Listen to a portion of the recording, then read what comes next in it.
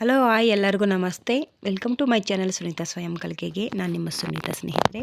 So ಈ ರೀತಿ ಮುದ್ದೆ ಮತ್ತು ಪಕ್ಕದಲ್ಲಿ ಒಂದು ಈರುಳ್ಳಿ ಮತ್ತು ಸ್ವಲ್ಪ ಸೌತೆಕಾಯಿ ನಿಂಬೆಹಣ್ಣು ಇಟ್ಕೊಂಡು ಚಿಕನ್ ಸಾಂಬಾರು ಬಡಿಸ್ತಾ ಇದ್ರೆ ತುಂಬ ಚೆನ್ನಾಗಿರುತ್ತೆ. ಸವಿಯೋದಕ್ಕಂತೂ ತುಂಬ ರುಚಿಯಾಗಿದೆ ಸ್ನೇಹಿತರೆ. ನಾನು ಇವತ್ತು ಹಳ್ಳಿ ಸ್ಟೈಲಲ್ಲಿ ಚಿಕನ್ ಸಾಂಬಾರು ಮಾಡಿ ತೋರಿಸ್ತಾ ಇದ್ದೀನಿ.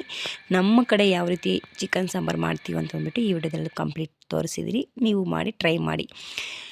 ಮೊದಲಿಗೆ ನಾನು ಇಲ್ಲಿ ಒಂದು ಮಿಕ್ಸಿ ಜಾರ್ ತೊಗೊಂಡ್ಬಿಟ್ಟು ಅದಕ್ಕೆ ಹಸಿಮೆಣ್ಸಿನ್ಕಾಯಿ ಒಂದು 5ರಿಂದ 6 ಹಸಿಮೆಣ್ಸಿನ್ಕಾಯಿ ತೊಗೊಂಡಿದ್ದೀನಿ. ಒಂದು ಬೆಳ್ಳುಳ್ಳಿ, ಸ್ವಲ್ಪ ಶುಂಠಿ, ಅದೇ ರೀತಿ ಪುದೀನ ಮತ್ತು ಕೊತ್ತಂಬರಿ ಸೊಪ್ಪನ್ನು ಸ್ವಲ್ಪ ಬಿಡಿಸಿಟ್ಕೊಂಡು ವಾಶ್ ಮಾಡಿ ಅದನ್ನು ಸಹ ಹಾಕ್ತಾಯಿದ್ದೀನಿ. ಅದನ್ನು ಚೆನ್ನಾಗಿ ಪೇಸ್ಟ್ ಮಾಡಿ ಒಂದು ಬೌಲ್ ತಗೊಳ್ಳಿ. ಇವಾಗ ಸ್ಟವ್ ಮೇಲೆ ಒಂದು ಬಾಣಲಿ ಇಟ್ಬಿಟ್ಟು ಅದಕ್ಕೆ ಒಂದು ಮಧ್ಯಮ ಸೈಜ್ ಈರುಳ್ಳಿ ಈ ರೀತಿ ಸಣ್ಣಗೆ ಕಟ್ ಮಾಡಿ, ಒಂದು ಮೀಡಿಯಮ್ ಸೈಜ್ ಟೊಮೊಟೊನ ಸಹ ಈ ರೀತಿ ಕಟ್ ಮಾಡಿ ಹಾಕಿ, 1-2 ಟೇಬಲ್ ಸ್ಪೂನಷ್ಟು ಎಣ್ಣೆಯನ್ನು ಹಾಕಿಬಿಟ್ಟು ಚೆನ್ನಾಗಿ ಫ್ರೈ ಮಾಡಿ, ಟೊಮೊಟೊ ಮತ್ತು ಈರುಳ್ಳಿ ಕಲರ್ ಟರ್ನ್ ಆಗೋವರೆಗೂ ಚೆನ್ನಾಗಿ ರೋಸ್ಟ್ ಮಾಡಬೇಕು. ಆವಾಗ ನಮಗೆ ಸಾಂಬಾರು ರುಚಿ ಅನ್ನೋದು ತುಂಬ ಚೆನ್ನಾಗಿ ಬರುತ್ತೆ. ಇನ್ನು ಕೆಲವರು ಟೊಮೊಟೊ ಮತ್ತು ಈರುಳ್ಳಿ ಹಸಿದೇ ರುಬ್ಬಿಬಿಟ್ಟು ಪೇಸ್ಟ್ ಮಾಡಿ ಹಾಕ್ತಾರೆ ಸ್ನೇಹಿತರೆ. ಸೊ ಅದು ಒಂಥರ ಚೆನ್ನಾಗಿರುತ್ತೆ. ಸೊ ಅದೊಂದು ಡಿಫ್ರೆಂಟ್ ಸ್ಟೈಲಲ್ಲಿ ಅದು ಚೆನ್ನಾಗಿರುತ್ತೆ. ಸೊ ಈ ರೀತಿ ಮಾಡಿ ನೋಡಿ, ತುಂಬ ರುಚಿಯಾಗಿರುತ್ತೆ. ಎಲ್ಲರೂ ತುಂಬ ಇಷ್ಟಪಟ್ಟು ತಿಂತಾರೆ ಸ್ನೇಹಿತರೆ. ಸೊ ಈ ಕಲರ್ ಟರ್ನ್ ಆಗಿದೆ. ಈಗ ಇದು ಸ್ಟವ್ ಆಫ್ ಮಾಡಿಬಿಟ್ಟು ತಣ್ಣಗೆ ಹಾಕಿಬಿಟ್ಟಿದ್ದೆ ಒಂದು 10 ನಿಮಿಷ. ಸೊ ಇವಾಗ ಅದಕ್ಕೆ ಅದನ್ನೆತ್ತಿ ಮಿಕ್ಸಿ ಜಾರ್ಗೆ ಸೇರಿಸ್ತಾ ಇದ್ದೀನಿ. ಮಿಕ್ಸಿ ಜಾರ್ಗೆ ಮತ್ತು ನಾನು ಸ್ವಲ್ಪ 4 ಲವಂಗ ಮತ್ತು 1 ಇಂಚು ಚಕ್ಕೆ, ಒಂದು 1/4 ಟೀ ಸ್ಪೂನಷ್ಟು ಬ್ಲ್ಯಾಕ್ ಪೆಪ್ಪರ್, ನೆಕ್ಸ್ಟ್ ಬಂದುಬಿಟ್ಟು ಈ ರೀತಿ ಸಣ್ಣಗೆ ಹಚ್ಚಿ ಇಟ್ಕೊಂಡಿದ್ದೆ ಕೊಬ್ಬರಿನ, ಅದನ್ನು ಸಹ ಸೇರಿಸ್ತಾ ಇದ್ದೀನಿ. ಇದನ್ನು ಸಹ ಚೆನ್ನಾಗಿ ಪೇಸ್ಟ್ ಮಾಡಿ ಒಂದು ಬೌಲ್ ತಗೊಳ್ಳೋಣ ಸ್ನೇಹಿತರೆ. ಇನ್ನೂ ಸ್ವಲ್ಪ ನೀವು ಇದಕ್ಕೆ ಬೇಕಂದರೆ ಗಸಗಸೆನ ಸೇರಿಸ್ಬೋದು, ಇನ್ನೂ ತುಂಬ ಚೆನ್ನಾಗಿರುತ್ತೆ ರುಚಿ. ಸೊ ಇವಾಗ ಗಸಗಸೆನ ಹಾಕಿ ಚೆನ್ನಾಗಿ ಪೇಸ್ಟ್ ಮಾಡಿ ಸಪ್ರೇಟ್ ಇಟ್ಟಿದ್ದೀನಿ ನಾನು. ಇನ್ನೊಂದು ಕಡೆ ಸ್ಟವ್ಗೆ ಒಂದು ಪಾತ್ರೆಯನ್ನು ಇಟ್ಬಿಟ್ಟು ಅದಕ್ಕೆ ಒಂದು 4 ಟೇಬಲ್ ಸ್ಪೂನ್ ಎಣ್ಣೆಯನ್ನು ಹಾಕಿ, 1/4 ಟೀ ಸ್ಪೂನಷ್ಟು ಸಾಸಿವೆ ಹಾಕ್ತಾಯಿದ್ದೀನಿ. ಮೀಡಿಯಮ್ ಸೈಜ್ ಈರುಳ್ಳಿ ಒಂದು ಕಟ್ ಮಾಡಿ ಇಟ್ಕೊಂಡಿದ್ದೆ, ಅದನ್ನು ಸಹ ಹಾಕ್ತಾಯಿದ್ದೀನಿ. ಸೊ ಇವಾಗ ಈ ಈರುಳ್ಳಿ ಕಲರ್ ಟರ್ನ್ ಆಗೋವರೆಗೂ ಚೆನ್ನಾಗಿ ಫ್ರೈ ಮಾಡಿ. ನೀವು ಗ್ರೇವಿ ಜಾಸ್ತಿ ಬೇಕನ್ನೋರು ಇನ್ನು ಸ್ವಲ್ಪ ಈರುಳ್ಳಿ, ಒಂದು ಎಕ್ಸ್ಟ್ರಾ ಈರುಳ್ಳಿ ಮತ್ತು ಒಂದು ಟೊಮೊಟೊ ಕಟ್ ಮಾಡಬೇಕಂದ್ರೆ ಹಾಕೋಬೋದು ಸ್ನೇಹಿತರೆ. ಸೊ ಇವಾಗ ನಾವು ಆವಾಗಲೇ ಪೇಸ್ಟ್ ಮಾಡಿ ಇಟ್ಕೊಂಡಿದ್ರಲ್ಲ ಗ್ರೀನ್ ಕಲರ್ ಪುದೀನ ಮತ್ತು ಕೊತ್ತಂಬರಿನ, ಅದನ್ನು ಹಾಕಿ ಇವಾಗ ಫ್ರೈ ಮಾಡ್ತಾಯಿದ್ದೀನಿ. ಈ ಹಸಿ ಸ್ಮೆಲ್ ಹೋಗೋವರೆಗೂ ಚೆನ್ನಾಗಿ ಕೈ ಆಡಿಸ್ಬೇಕಾಗುತ್ತೆ. ಈ ಮಸಾಲೆಯನ್ನು ತಳ ಹಿಡಿದಿರೋ ಸ್ಟವ್ನ ಮಧ್ಯಮ ಉರಿಯಲ್ಲೇ ಇಟ್ಕೊಳ್ಳಿ. ನೆಕ್ಸ್ಟ್ ಅದಾದಮೇಲೆ ನಾವು ಕೊಬ್ಬರಿ ಪೇಸ್ಟ್ನ ಹಾಕ್ತಾಯಿದ್ದೀವಿ. ಕೊಬ್ಬರಿ ಮಸಾಲೆ ರುಬ್ಬಿಟ್ಕೊಂಡಿದ್ರಲ್ಲ ಅದನ್ನು ಸಹ ಹಾಕಿ ಇವಾಗ ಚೆನ್ನಾಗಿ ಫ್ರೈ ಮಾಡ್ತಾಯಿದ್ದೀನಿ.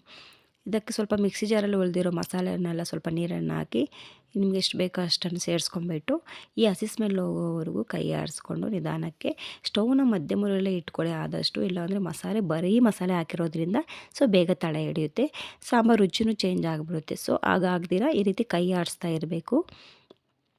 ಒಂದು ನಿಮಿಷ ಕಾಲ ಈ ರೀತಿ ಕ್ಯಾಪನ್ನು ಮುಚ್ಚಿಬಿಟ್ಟು ಹಸಿ ಸ್ಮೆಲ್ ಹೋಗೋವರೆಗೂ ಕೈ ಬಿಡಿ ಹಂಗೆ. ಸೊ ಅದಾದಮೇಲೆ ನಾವು ಆಲ್ರೆಡಿ 1 kg ಚಿಕನ್ ವಾಶ್ ಮಾಡಿ ಇಟ್ಕೊಂಡಿದ್ದೆ, ಅದನ್ನು ಇವಾಗ ಸೇರಿಸ್ಬಿಟ್ಟು ಅದಕ್ಕೆ 1.5 ಟೇಬಲ್ ಸ್ಪೂನಷ್ಟು ಧನಿಯಾ ಪುಡಿನ ಹಾಕ್ತಾಯಿದ್ದೀನಿ. ಚೆನ್ನಾಗಿ ಮಿಕ್ಸ್ ಮಾಡಿಬಿಟ್ಟು ರುಚಿಗೆ ತಕ್ಕಷ್ಟು ಉಪ್ಪನ್ನು ಹಾಕಿ, ನಾವು ಇಲ್ಲಿ ಖಾರದ ಪುಡಿ ಹಾಕ್ತಾಯಿಲ್ಲ. ಯಾಕಂತಂದರೆ ನಮಗೆ ಇಲ್ಲಿ ಮಸಾಲೆ ಇವಾಗ ಟೇಸ್ಟ್ ಮಾಡಿದ್ದೆ ಆದರೆ ನಮಗೆ ಸಾಂಬಾರು ಉಪ್ಪು ಖಾರ ಅಷ್ಟೊಂದು ಗೊತ್ತಾಗಲ್ಲ. ಸೊ 1-2 ಕುದಿ ಬಂದಮೇಲೆ ನಮಗೆ ಉಪ್ಪು ಖಾರ ಚೆನ್ನಾಗಿ ಗೊತ್ತಾಗುತ್ತೆ ನಮಗೆ. ಸೊ ಆದ್ದರಿಂದ ಸ್ವಲ್ಪ ಉಪ್ಪನ್ನು ಸೇರಿಸ್ಬಿಟ್ಟು ನಾನು ಕ್ಯಾಪ್ ಮುಚ್ಚಿಬಿಟ್ಟು 1-2 ಸ್ವಲ್ಪ ಕೊತ್ತಂಬರಿ ಮತ್ತು ಪುದೀನ ಕಟ್ ಮಾಡಿ ಇಟ್ಕೊಂಡಿದ್ದೆ, ಅದನ್ನು ಸೇರಿಸ್ತಾ ಇದ್ದೀನಿ. ಖಾರ ಜಾಸ್ತಿ ತಿನ್ನೋರು ಇನ್ನು ಸ್ವಲ್ಪ ಪೆಪ್ಪರ್ ಹಾಕ್ಕೊಂಡ್ರೆ ತುಂಬ ಸ್ಪೈಸಿಯಾಗಿರುತ್ತೆ ಸ್ನೇಹಿತರೆ. ಇವಾಗ ಈ ರೀತಿ ಚೆನ್ನಾಗಿ ಮಿಕ್ಸ್ ಮಾಡಿಬಿಟ್ಟು 2 ಕುದಿ ಬರೋವರೆಗೂ 2 ನಿಮಿಷ ಕಾಲ ಕ್ಯಾಪ್ ಮುಚ್ಚಿಬಿಟ್ಟು ಬೇಯಿಸ್ಕೊಳ್ಳಿ. ನೋಡಿ ಸ್ನೇಹಿತರೆ, 2 ಕುದಿ ಬಂದಿದ್ದಾದಮೇಲೆ ನಾನು ಚೆಕ್ ಮಾಡ್ತಾಯಿದ್ದೀನಿ, ಉಪ್ಪು ಖಾರ ಚೆಕ್ ಮಾಡಿದ್ದೀನಿ. ಸೊ ಇವಾಗ ನಾನು ಚಿಕನ್ ಸಾಂಬಾರು ಪೌಡರ್ ಹಾಕ್ತಾಯಿದ್ದೀನಿ. ಅದೇ ರೀತಿ ನನಗೆ ಖಾರ ಕಡಿಮೆ ಅನ್ನಿಸ್ತು, ಅದಕ್ಕೆ 1-2 ಟೇಬಲ್ ಸ್ಪೂನ್ ಖಾರ ಹಾಕ್ತಾಯಿದ್ದೀನಿ. ಇಲ್ಲಿ ನಾನು ಹಸಿಮೆಣಸಿನ್ಕಾಯಿ ಮತ್ತು ಪೆಪ್ಪರ್ ತೊಗೊಂಡಿದ್ದೆಲ್ಲ, ಸೊ ಆದ್ದರಿಂದ ನೋಡಿಕೊಂಡು ನನಗೆ ತಕ್ಕಂಗೆ ನಾವು ಎಷ್ಟು ಮಟ್ಟಿಗೆ ಖಾರ ತಿಂದು ಅಷ್ಟು ಖಾರ ಸೇರಿಸಿದ್ದೀನಿ. ಚೆನ್ನಾಗಿ ಮಿಕ್ಸ್ ಮಾಡಿದ್ದಾದಮೇಲೆ 8-10 ನಿಮಿಷ ನಾವು ಇಲ್ಲಿ ಚಿಕನ್ ಸಾಂಬಾರನ್ನ ಬೇಯಿಸ್ಕೋಬೇಕಾಗುತ್ತೆ. ಪಾತ್ರೆಯಲ್ಲಿ ಮಾಡ್ತಿರೋದ್ರಿಂದ ಇದು ಸ್ವಲ್ಪ ಲೇಟ್ ಪ್ರೋಸೆಸ್ ಅಂತಲೇ ಹೇಳ್ಬೋದು ಸ್ನೇಹಿತರೆ. ನೋಡಿ ಈಗ 8-10 ನಿಮಿಷ ನಾನು ಚಿಕನ್ ಸಾಂಬಾರನ್ನ ಚೆನ್ನಾಗಿ ಬೇಯಿಸಿದ್ದೀನಿ. ಸೊ ಇವಾಗ ನನಗೆ ಗ್ರೇವಿ ಅನ್ನೋದು, ಸಾಂಬಾರು ಸ್ಟ್ರಕ್ಚರ್ ಅನ್ನೋದು ಈ ಮಟ್ಟಿಗೆ ಬಂದಿದೆ ಸ್ನೇಹಿತರೆ. ಚಿಕನ್ನು ಚೆನ್ನಾಗಿ ಬೆಂದಿದೆ. ನೀವೊಮ್ಮೆ ಒಂದು ಚಿಕನ್ ಪೀಸ್ ತೊಗೊಂಡ್ಬಿಟ್ಟು ಚೆಕ್ ಮಾಡಿಬಿಟ್ಟು ಚಿಕನ್ ಸಾಂಬಾರು ಪೀಸ್ ಬೆಂದಿದೆಯಾ ಇಲ್ಲ ಅಂತ ನೋಡಿಬಿಟ್ಟು ಇನ್ನು ಸ್ವಲ್ಪ ಹೊತ್ತು ಬೇಯಿಸ್ಕೋಬೋದು. ಸೊ ಇದು ಸ್ನೇಹಿತರೆ ಇವತ್ತಿನ ನಮ್ಮ ಈ ರೆಸಿಪಿ. ನಿಮ್ಮೆಲ್ಲರಿಗೂ ಇಷ್ಟ ಆಗಿರುತ್ತೆ ಅನ್ಕೋತೀನಿ. ಇಷ್ಟ ಆಗಿದ್ದರೆ like and share, subscribe please. ನೀವು ಟ್ರೈ ಮಾಡಿ ಹೇಗೆ ಬಂದಿದೆ ಅಂತ ಅಂದ್ಬಿಟ್ಟು ನನಗೂ ಕಮೆಂಟ್ ಮುಖಾಂತರ ತಿಳಿಸ್ಕೊಡಿ. ಸಿಗೋಣ ಮುಂದಿನ ಇನ್ನೊಂದು ಸಂಚಿಕೆ.